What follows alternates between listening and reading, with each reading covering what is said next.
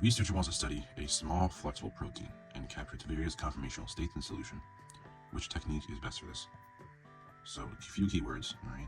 We're looking at a small protein, which is good, but it's big.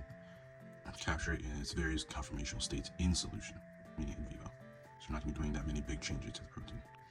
Various conformational states here, that implies the tertiary structure and not any primary or secondary structure.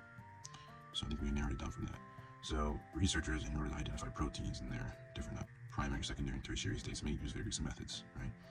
X-ray crystallography involves X-ray diffraction. It involves using X-rays to determine the precise 3D atomic and molecular structures of the crystals.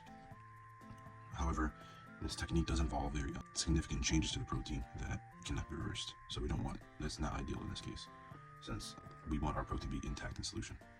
Cryo-EM flash freezes the protein in order to look at its various properties in its frozen state.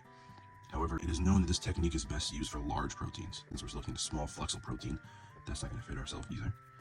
Edmond degradation is a technique used to find the primary state of the protein. Since we're looking at the various conformational states implying the tertiary structure, that wouldn't apply either. Leaving us with NMR, or nuclear magnetic resonance, which is a very common technique used where you take a small sample in order to find out the tertiary structure of the protein.